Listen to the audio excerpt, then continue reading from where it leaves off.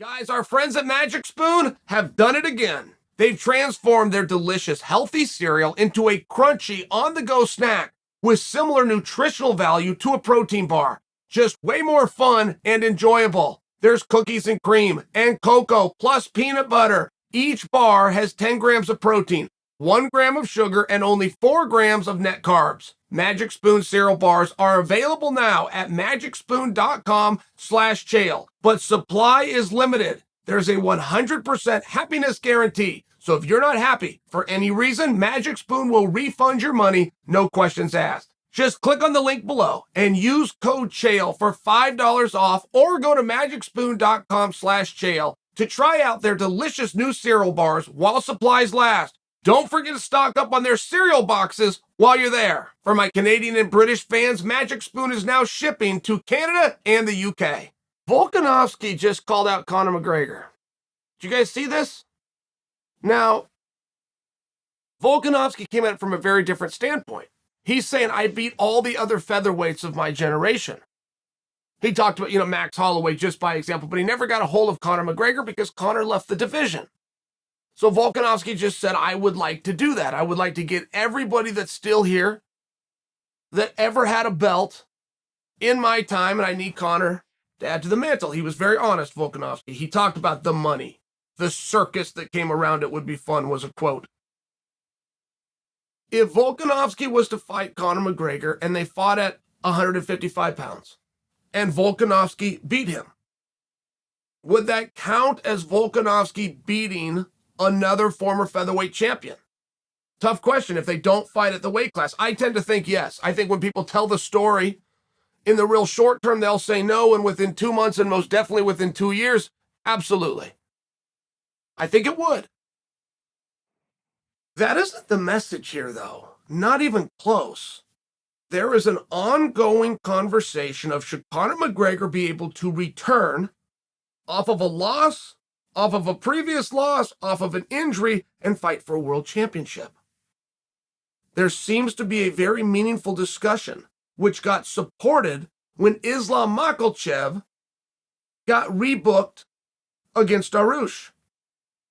So the Conor coming in to take on Oliveira and or Gaethje, whoever's left standing, that talk, whether it's real or not, still exists.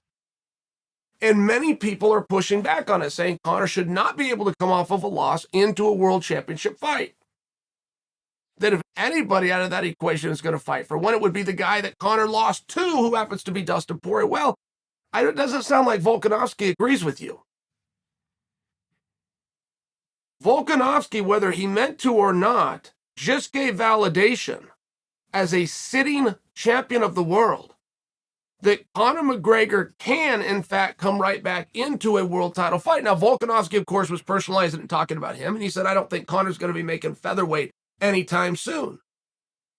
But set that aside. You now have a world champion, whether he intended to or not, that just co-signed the statement that Conor McGregor qualifies for a world title fight upon his return. I mean, one world champion, one sitting and reigning world champion has got to speak for how many of us? I mean, what's his opinion worth? He's got skin in the game. He's sitting there. He's got credibility. He's got accomplishments. What is his opinion worth versus ours? Is it 1,000 to 1? For every 1,000 of us that think that doesn't make sense or that's not right, does he wipe it out and he gets 10,000 to 1? Less? 100? I'm just asking. You now have a sitting reigning world champion who just came out and said Conor McGregor can, as a matter of fact, I'll even do it if he wants to fight me for the belt. He went further to say, even if the belt is not on the line, even if Conor does not come to 145, I'll leave the division to go after him. So if you have a world champion that wants Conor McGregor, what's the difference? The champion at 145 or at 155, what's the difference? You've now got somebody with a seat at the head table who is saying that Conor should qualify based on his laurels, based on the success that he has had before. I don't disagree with that. I don't disagree with that at all. Not to mention the champion said he would even leave the weight class. So now there's no belt on the line just to get in there for the opportunity to take on Conor McGregor. So I feel like we, the community, keep sharing our opinion of what lane Conor has to return to. But we're now having people who we also admit have a stronger and more valuable opinion than us saying otherwise. Conor McGregor coming back against Oliveira, by the way, is a very interesting match. I mean, not for nothing. Conor McGregor coming in against Justin Gaethje is a very different match than the Oliveira match, but I don't think any of us are positive who's going to win any of those matchups. I don't think anyone's going to just dismiss Conor and say, oh, Oliveira kick his ass or Gaethje kick his ass. I don't think so. I think you're going to have pretty tight money there. I think you're going to have meaningful conversations. It would seem to me if you're going to have a number one contender who is a very close odds, according to the public, opinion that he could have success as opposed to defeat. That sounds like what a number one contender is. How do you want to define it? Whoever's got a number highest on the rankings, fine. Is that what our community does? We don't know who does those rankings. We don't know what goes into that. They're a completely anonymous group, but is that what we hang our hat on? Okay. I'll go along with that if that's what we're doing. But I've heard other people argue it's resume. And then I've heard people try to argue it's not even just resume, it's specifically most recent resume. That my 5 wins in a row beat your 3 world championships. There's no card game in the world where 5 wins in a row beats 3 world championships. There is nobody in the world who, if they were given the option, I can give you 5 wins in a row, or I can make it that you are a 3-time world champion. Do you see where these aren't even close? But there is a relevance to what you did most recently. I get that too.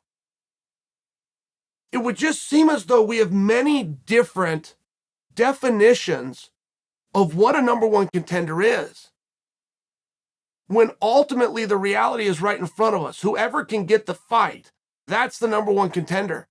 And if he did it with recent wins, if he did it through the mandate of the masses, if he did it with politicking through the office, if he gets the fight, he's the number one contender. I think this strengthens Conor's position. I think the only reason you wouldn't make Conor right into a title fight, which Gaethje wants, which Oliveira has outspokenly said that he wants, which Conor McGregor has dangled that he ultimately does want. Conor jumps around just a little bit. Poirier and Diaz, I mean, he spreads it around just a little bit. Conor's been very consistent that whatever he does is to get him back to the belt that he sees as his. How do you tell me a guy like that? How do you tell me a guy like Conor McGregor? How do you tell me a guy that 2 champions in 2 different divisions are doing interviews and speaking about that they want to contest with? How do you tell me that that guy isn't within the qualification standards of a number one contender?